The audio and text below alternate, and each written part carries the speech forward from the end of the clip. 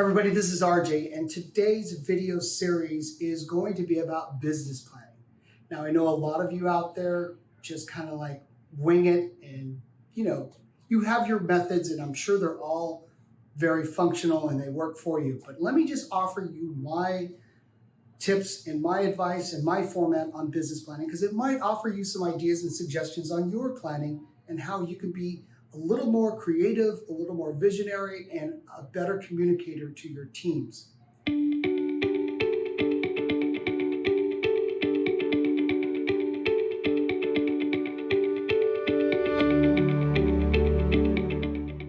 So, first thing I want you to do is to have the right mindset. And when I say mindset is because I want you to be able to feel free of criticism, opinions. I really want you to just break out in your creativity juices. So make sure you're in a good frame of mind when it comes to business planning, because it's going to take a few steps to get it, understand it, apply it, and implement it. And one of the things I've known for the last 30 years in being in I would say management and a leadership role is it's very important to know that the business plan is like a map, and your role as the leader has to have a good sense of the compass. And having a good compass is going to make the map more accurate and easier for people to understand. So one of the things I always recommend people to do is to first do some groundwork. That's right, you want to do some groundwork in talking to some of your teammates, your co-workers, your colleagues.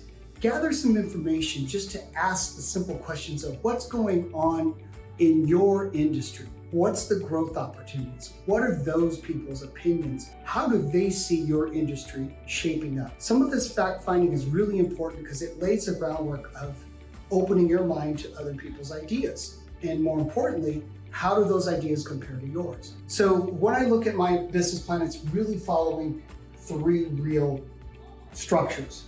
I got to come up with a theme. Now, what is a theme? So in years past, I've had themes like all in. Those are themes where they express your feelings in terms of how you're looking at the year. It could be one or two words.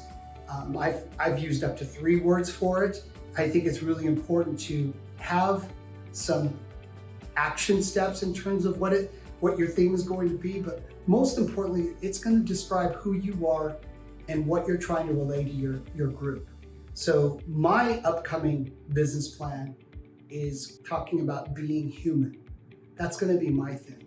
My theme is going to be being human, because I feel that in the last 18 to 20 months, we have been operating at such a breakneck speed that the human element of being human has gone missing. We've been overloaded with information.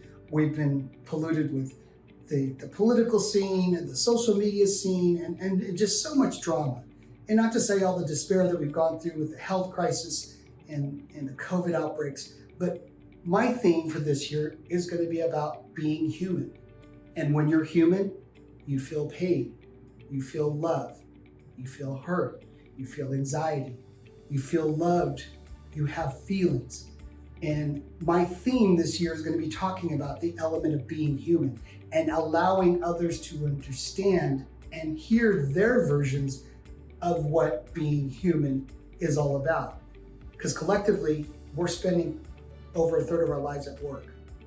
And it's good to be able to feel comfort, safe, and a collaboration with other people that can relate to you. So my theme this year, it's going to be about being human. And what's important to me and them is the exchange of what it feels like. What's their interpretation of being human this coming year? Second part is creating a vision.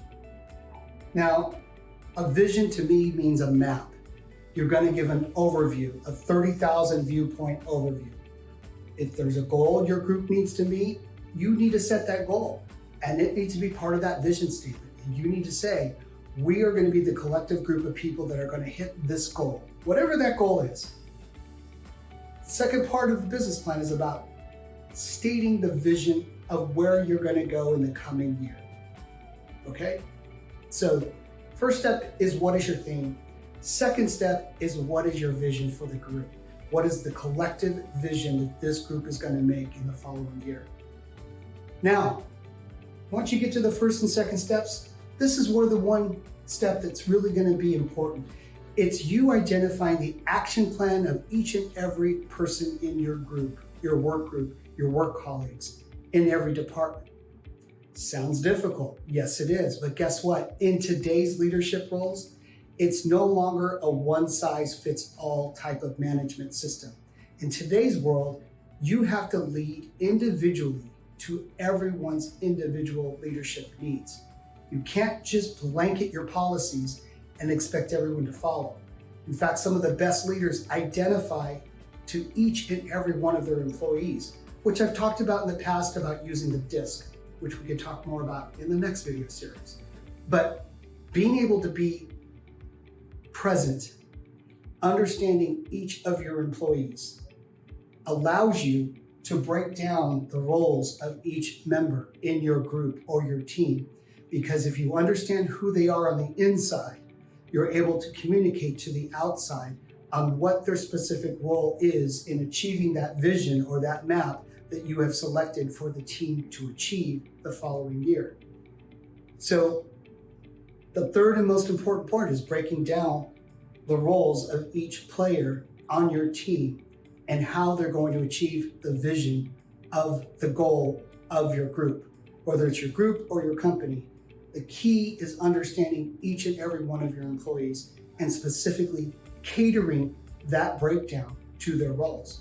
So for example, if you have salespeople, identify each and every one of those salespeople based on how you have managed them and understanding their DISC and what motivates them. And I say that because it's not to say there's nothing wrong with giving a goal to every salesperson, but not everybody wants the same goal. And that's what's important about today's leadership roles.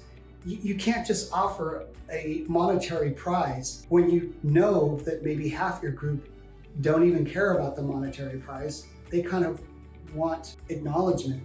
They want to be recognized.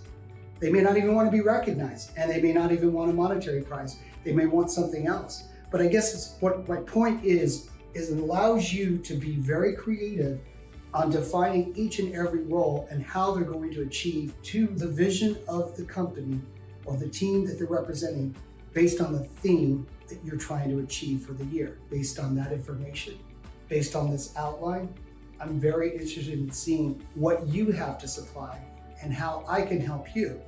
Have a question? Need help with your business planning? Reach out to me. I'm happy to help you.